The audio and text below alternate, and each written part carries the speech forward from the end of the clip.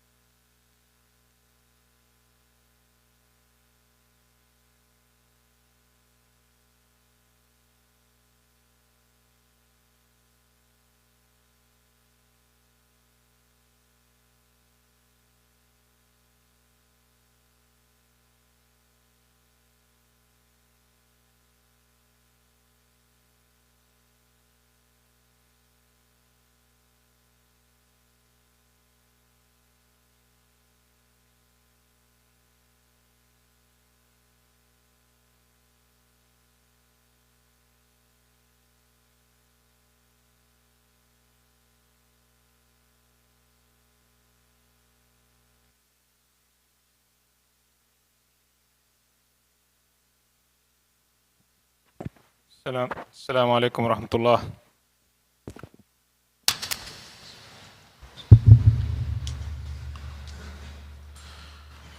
الله أكبر الله أكبر الله أكبر الله أكبر أشهد أن لا إله إلا الله أشهد أن لا إله إلا الله أشهد أن محمدا رسول الله أشهد أن محمدا رسول الله حي على الصلاة حي على الصلاة حي على الفلاح حي على الفلاح الله أكبر الله أكبر لا إله إلا الله. إن الحمد لله نحمده ونستعينه ونستغفره ونؤمن به ونتوكل عليه ونعوذ بالله من شرور أنفسنا ومن سيئات أعمالنا. من يهد الله فلا مضل له ومن يضلل فلا هادي له وأشهد أن لا إله إلا الله وأشهد أن محمدا عبده ورسوله. يا أيها الذين آمنوا اتقوا الله حق تقاته ولا تموتن إلا وأنتم مسلمون. يا أيها الناس اتقوا ربكم الذي خلقكم من نفس واحدة وخلق منها زوجها وبث منهما رجالا كثيرا ونساء واتقوا الله الذي تساءلون به والأرحام إن الله كان عليكم رقيبا. يا أيها الذين آمنوا اتقوا الله وقولوا قولا سديدا يصلح لكم أعمالكم ويغفر لكم ذنوبكم ومن يطع الله ورسوله فقد فاز فوزا عظيما. وإن أصدق الحديث كتاب الله وخير هدي هدي محمد صلى الله عليه وسلم وشر الأمور محدثاتها وكل محدثة بدعة وكل بدعة ضلالة وكل ضلالة في النار. My respected brothers and sisters, as human beings, as insan, we tend to get very forgetful. Sometimes at the micro level, we don't understand what we ate, or we don't remember what we wore yesterday, or we don't remember our anniversary dates. So we tend to be forgetful as human beings at the micro level. But we also tend to be forgetful at the macro level. So we don't necessarily understand that even the lands that we stand on today, how many lives were lost in order for us to be here. What barbarism happened for us to be here. How much tyranny had to occur for us to be here. So on both fronts, we don't understand, and it's not that we don't understand, we just forget. Sometimes we forget out of laziness, sometimes it's true forgetfulness, but we as insan, we tend to forget. And this is natural. This is natural. That's why Allah subhanahu wa ta'ala actually created the system that He created, so that we don't forget. Because sometimes it's things we forget are related to other people. Sometimes the things we forget is related to us, our own selves. And the worst thing is sometimes we forget that there's an Allah subhanahu wa ta'ala watching. So we forget things. So let's talk about forgetting the commitments that we make to ourselves. Right? We hear it in Ramadan, okay, we're going to make this year better than the last year. We hear all these things.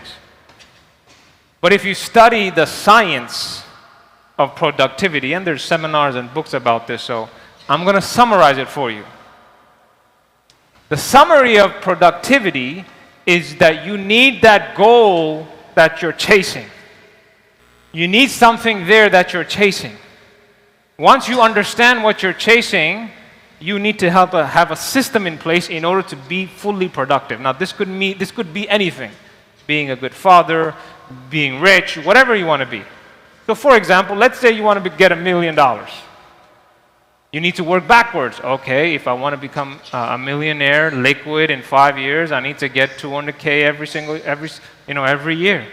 And then you have to take into account your taxes. So that means you need to earn $400,000. Then you need to understand how much do you need to invest, how much you need to keep, what zakah is going to be, what your sadaqah is going to be. You need to plan backwards in order to get to that place. And the second point that they say is that you need to constantly think about it. Remember those 2 points. You need that end goal, and you need to constantly think about it in order for you to be super productive. Same thing applies in weight loss. Right? If you need to lose 100 pounds, you need to understand how much calories you need to eat on a daily basis, what you need to cut out of your diet, less carbs, all this stuff. And productivity in general means you see what's in front of you and you work backwards to get to it. Now, the only person that benefits from a structure like this is yourself. What you're chasing in and of itself doesn't care. Here's what I mean. If you don't achieve the money or you don't want the money itself doesn't care. It's going to go to the one who's chasing it, for example. The weight loss, the weight in and of itself doesn't care. The productivity doesn't care. Who is the one who's affected? You as a human being. Because if you don't want to be rich, that's your prerogative. If you don't want to lose weight, that's your prerogative. If you don't want to be productive, that's your prerogative. But the only person that benefits or not benefits is you. Because 10 years from now, 20 years from now when you're diabetic, you're going to be like, oh man, I wish I didn't eat those parathes, those biryanis late at night. You're going to regret these things. Why? Because you didn't achieve it in the beginning. It wasn't in your limelight. It wasn't front and center of your brain, because in order for you to achieve something, it has to be front and center of your brain. Why am I saying all this? And how is it related to what we're here to talk about? Allah subhanahu wa ta'ala, the relationship you have with Allah subhanahu wa ta'ala is no different. There's 3 relationships you have to constantly manage. Relationship with Allah subhanahu wa ta'ala, relationship with yourself, and the relationship you have with your people. And if you want to have a relationship with Allah subhanahu wa ta'ala, you have to constantly think about it. And you have to understand what is your end picture. So for example, all of us in here, the end picture is sakratul maut, death. And I don't mean to be the Debbie Downer, but that's just how it is. However, if you end up in Jannah or Jahannam, that's on you. Death in and of itself doesn't care, it's coming. It doesn't affect you. It's coming and you're going to be the beneficiary of it, if you will. What happens after that is on you. What happens after that is now on you. So if your goal is to be in Jannah, because there's only two options. Allah subhanahu wa ta'ala has already made a plan for you. If you want Jannah, here's what you got to do. And if you don't do these things, you have an option, but the option you're choosing is Jahannam. Now many Muslims say, you know what, it's okay. I'll just go to Jahannam for a while and then I'll meet you in Jannah. That's what they say. To that I say, okay, why don't you go to jail, 10 years, come out, you'll be fine. No problem. Then your son or your daughter, you should be okay with your family members going to jail for 10 years and coming back out. I don't know about them, man. I don't want to go to jail for one day. For one day. So if your goal is to get Jannah, Allah subhanahu wa ta'ala has, remember the two things that we need to do to be super productive is to find out what your end goal is and to consistently be thinking about it. Now look at Islam. You're thinking about Allah subhanahu wa ta'ala minimum 5 times a day because of the salawat. Then there's a weekly check of Friday. Then there's a monthly check of fasting 3 times a month. Then there's an annual check of Ramadan. Allah subhanahu wa ta'ala made sure that these signs, you're consistently thinking about them in order for you to achieve your goal. Now, if you don't want to do that, there's only one person to blame. Just like we talked about. If you don't achieve the money, you're to blame. If you don't lose the weight loss, you're to blame. The weight loss or the finance, don't care. It's all affecting you.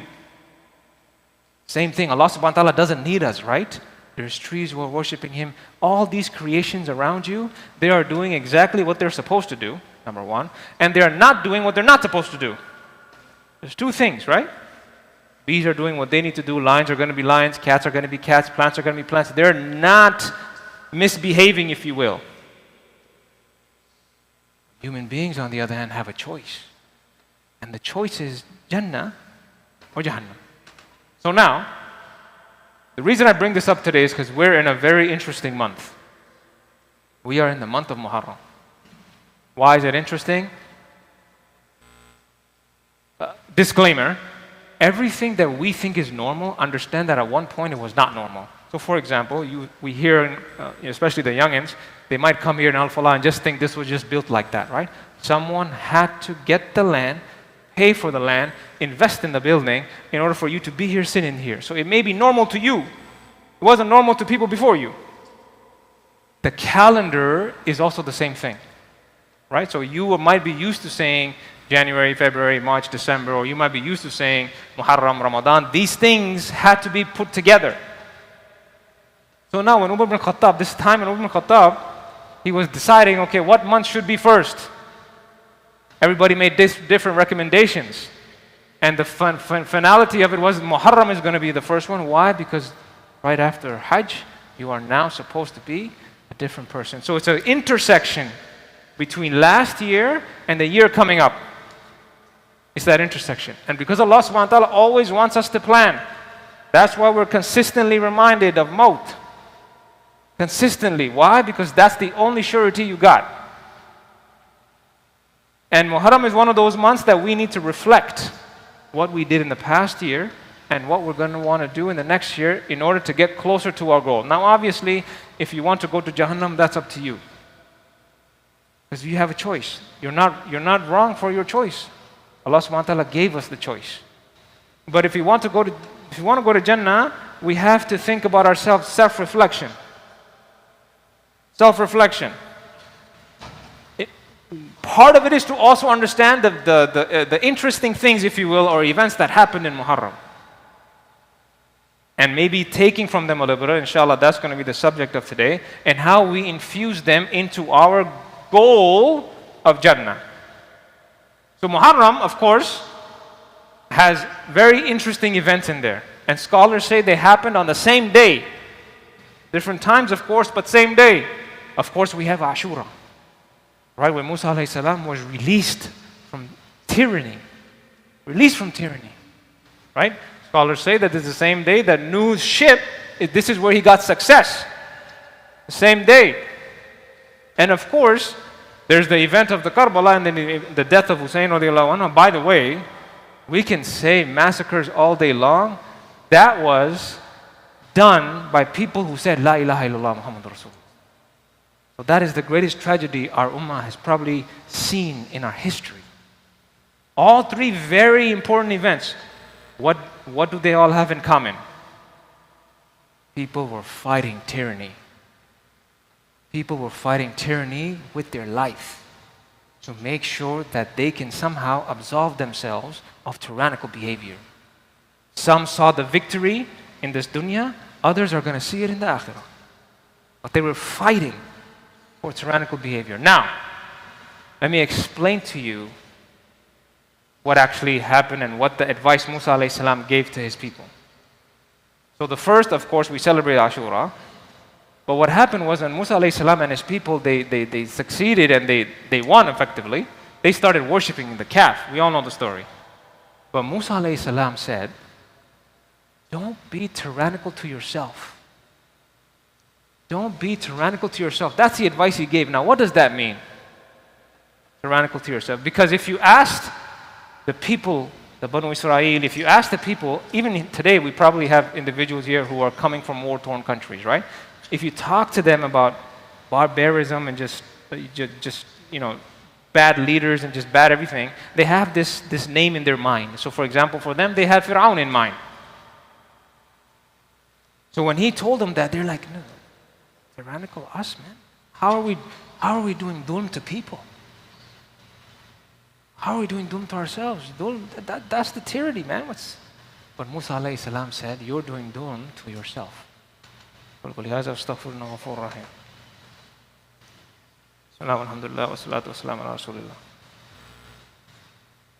What does that mean? You have done dhulm to yourself. You have oppressed yourself.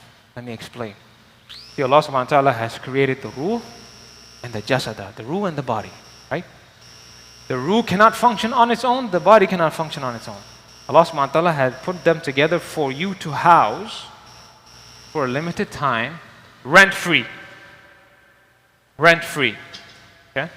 Now, every rent agreement has what the renter is going to do and what the owner is going to do. And if you misbehave and you don't follow the agreement, if the owner kicks you out, that's on you. That's on you. Now, Allah subhanahu wa ta'ala has given you this thing.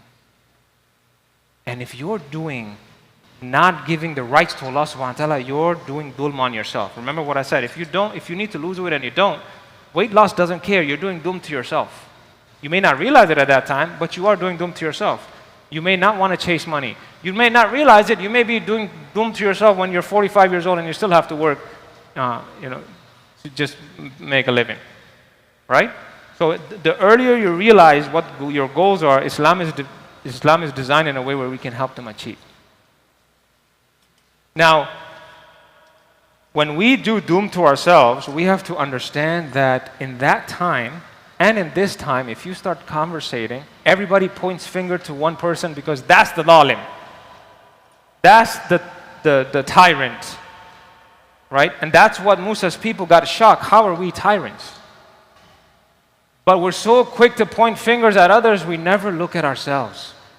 Are we being zalim at home? You can be the nice guy in the masjid, but if you're going home and smacking your children to sleep, your presidents that we sometimes say are zalims, they can be stealing from the people. But we're at work for 8 hours, 4 of those hours are watching YouTube. Is that stealing? Prophet ﷺ said, you're going to get a leader the way you are. The velocity of stealing doesn't make us less thieves. When someone has $1 million, they're going to want another $1 million. When someone has 1,000, they're going to want another 1,000. When someone has $1, they're going to want another $1. Are you being zalim to your wife? You might be the nice guy at work, but when you go home, you're screaming at your wife. Are you a dhalim to your parents? Are you doing dhulm on your parents? You might be such a nice husband, but are you a nice child? So the month of Muharram signifies self-reflection, release of tyranny. Are you releasing others of your tyranny? Are you a dhalim to others? Are you being nice to one person and not nice to the other person? And there's priorities. There's priorities. There's priorities.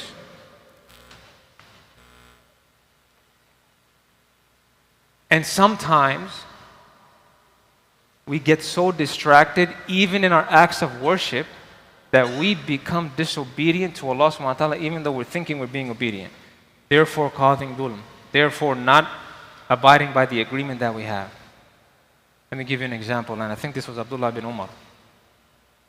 Someone came to him, a group of people came to him, and they said, asked him the question, hey, does the blood of a mosquito break your wudu? Does the blood of a mosquito break your wudu? And he asked them, where are you from? He said, we're from Iraq. This is the same people that killed Hussein radiallahu anha, released the blood of a Muslim, coming to ask if the wudu breaks after a blood of a mosquito. Is that what Islam is? Is that what Islam is? That's what he asked them. Let me give you a modern example. And subhanAllah, this happens so much. This is how we're being dhalim. This is how we're being dhalim to Allah subhanahu wa ta'ala. This is how we're not respecting the laws of Allah subhanahu wa ta'ala. Because we get so attached to the micro details sometimes. Details are good. Details are good, but sometimes we forget what the bigger picture is. Our bigger picture is Jannah. So you'll see in the grocery store, people picking up Skittles. They're going to read, hey, there's gelatin. They're going to be like, beta, you can't eat gelatin. It's haram. But when you go to their house, nobody's praying. Nobody's making salah. Nobody's praying salah. So they're saying, don't eat gelatin, but they're not praying. They're not making salah. That's how bogged down we get. If our goal is Jannah, we know that the first question we're going to get is, did you pray your salah? It's not going to be, have you eaten Ahl Kitab? And by the way, disclaimer, I'm not telling you to eat Ahl Kitab. I'm not telling you to eat Skittles. I want to give you an example of we have to have our priorities straight. And by the way, if you're eating Ahl Kitab in Mississauga, I don't know. That's the last place you need to have Ahl Kitab. But I'm giving you priorities where you have to make sure that you're not being dhalim to the relationships you have. Instead of pointing fingers, this month celebrates the release of tyranny, which also means you need to release others from your own tyrannical behavior. You need to release any behaviors that you have against Allah subhanahu wa ta'ala that may not befit the agreement you have to occupy this concoction, if you will. You need to release all of those so that when you go to Allah subhanahu wa ta'ala, you can say, Ya Rabb, I tried my best to release everybody of my own evil. And remind yourself of that every salah. Remind yourself of that every time you go to sleep. Remind yourself every time you wake up. My goal today is to ensure that I build my relationship with Allah subhanahu wa ta'ala. Why? Because Allah subhanahu wa ta'ala doesn't need me, I need Him. Am I making sure that I'm releasing everybody, my family, my boss, my friends of my own tyrannical? Am I respecting that relationship and what is expected of me? Or am I also stealing time, for example, from my boss? Am I also being a thief that I so openly attribute to the leaders of back home? So inshallah, the message to take home today is use the month of Muharram to plan for your next year, inshallah. Ask Allah subhanahu wa ta'ala to help us get closer to Jannah, and part of that means release the tyrannical behavior that we have in ourselves, not pointing to others. No one's going to ask you about what others are doing. What are you doing to get Jannah? And inshallah, imagine if all of us have that one goal. We're going to have a better community. better country and of course a better society at large. And inshallah, that's going to be enough to shun evil. اللهم صل على سيدنا محمد وعلى آل سيدنا محمد وبارك وسلم. عباد الله رحمكم الله إن الله يأمر بالعدل والإحسان وإيتاء ذي القربى وينهى عن الفحشاء والمنكر والبغي يعظكم لعلكم تذكرون اذكروا الله يذكركم فادعوه يستجب لكم ولذكر الله أكبر والله يعلم ما تصنعون وأقيموا الصلاة.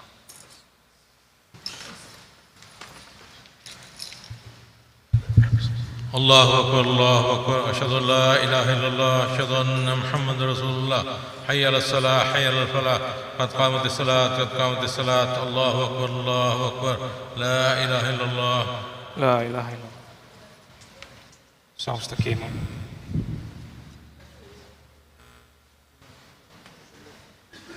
Is there room in the back? Let's fill the back, inshallah. This is an agreement we have with Allah subhanahu wa ta'ala as well. Allahu Akbar.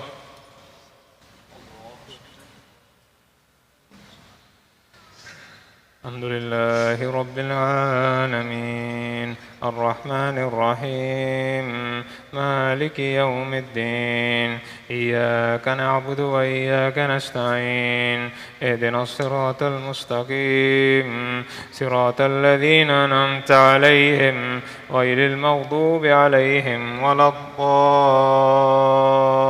الضالين.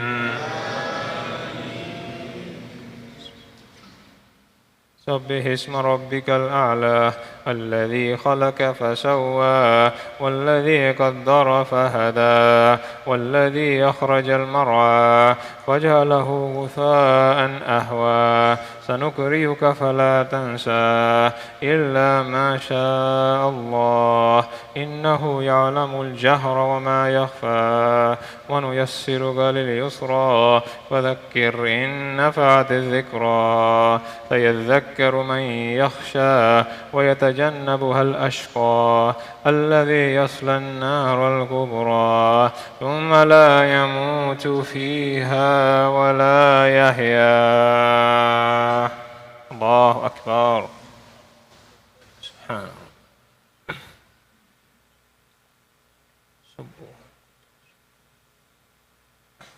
سمع الله لمن حمده.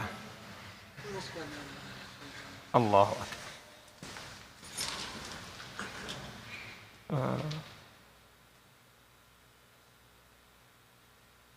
الله أكبر. اغفر لي. الله أكبر.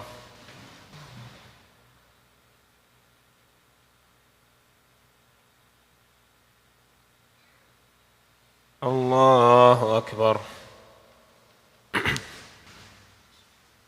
الحمد لله رب العالمين الرحمن الرحيم مالك يوم الدين إياك نعبد وإياك نستعين اهدنا الصراط المستقيم صراط الذين أنعمت عليهم غير المغضوب عليهم ولا الضالين.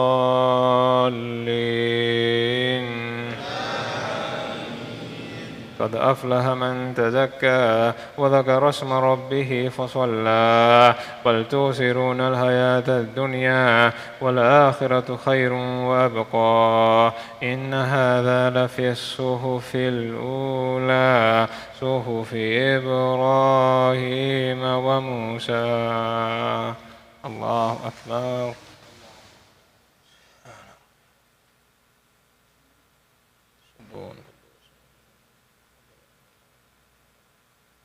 سمع الله لمن حمده. الله أكبر.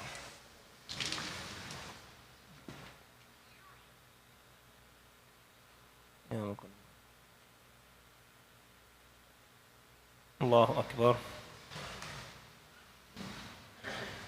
الله أكبر.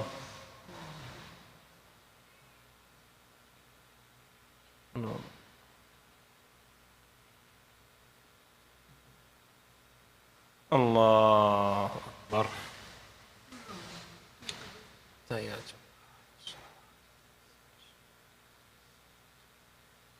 السلام.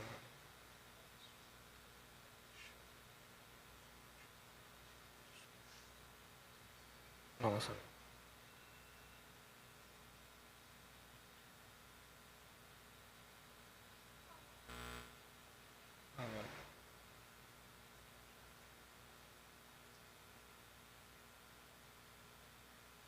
آمين.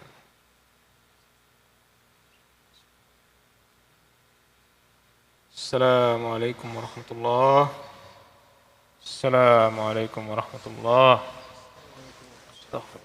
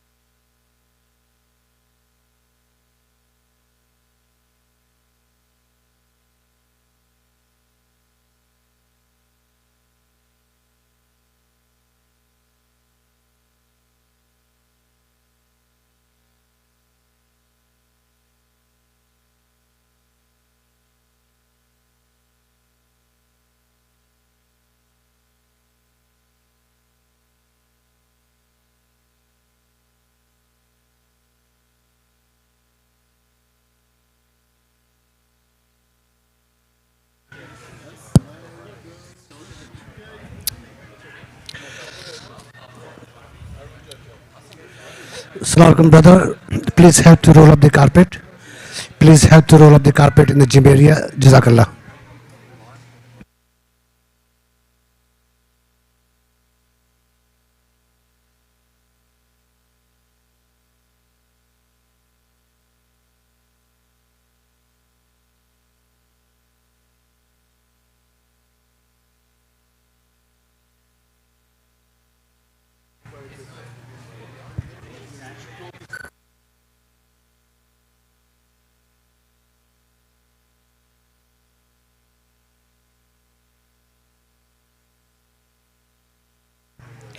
Brother, please help to roll up the carpet. Please help to roll up the carpet in the gym area. Jazakallah.